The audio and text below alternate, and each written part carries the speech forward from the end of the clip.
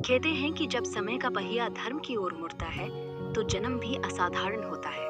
16वीं शताब्दी में ऐसा ही एक चमत्कारी बालक उत्तर प्रदेश के चित्रकूट जनपद के राजापुर गांव में जन्मा। लोक विश्वास ये है कि जन्म लेते ही उस बालक ने रोने के बजाय राम का नाम उच्चारा।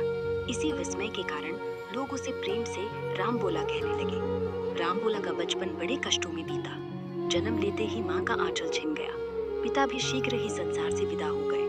अनाथ सा बालक किसी पेड़ की छांव से वंचित पौधे की तरह भटकता रहा, पर विधि ने उसके लिए साधु संतों की गोद को आश्रय बना दिया। उन महात्माओं के मुख से राम कथा सुनते सुनते उसके हृदय में भक्ति के बीज अंकुरित होने लगे। किंतु संसार का विधान देखिए, राम नाम से जन्मे इस बालक को भी मनुष्य जीवन के उतार चढ़ाव, मोह और माया के मोड़ भोगने थे।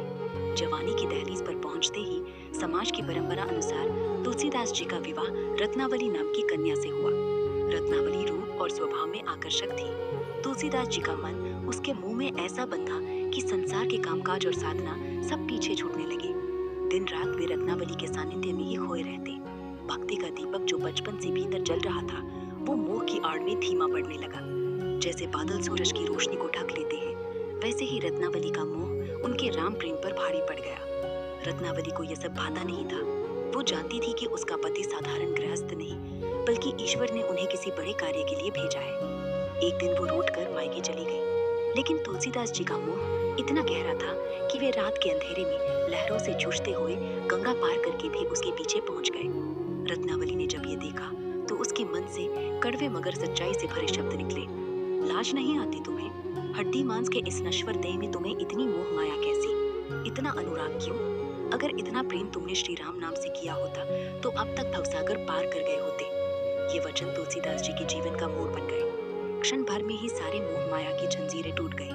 पत्नी के मुख से ऐसे कठोर पर जीवन बदल देने वाले शब्द सुनकर उनका वैराग्य जाग उठा। उस रात के बाद उन्होंने निश्चय कर लिया, अब जीवन केवल एक देह के लिए है, और वो है श्री राम की खोज। तुलसीदास जी ने घर द्वार छोड़ दिया, अनेक जंगलों और तीर्थों की यात्रा में लग गए। 14 वर्षों तक कठोर तप और यात्राएं की। वे संतों से मिले, ऋषियों के आश्रम गए, गंगा तट पर तपस्या की, परंतु मन की प्यास फिर भी न बुझी।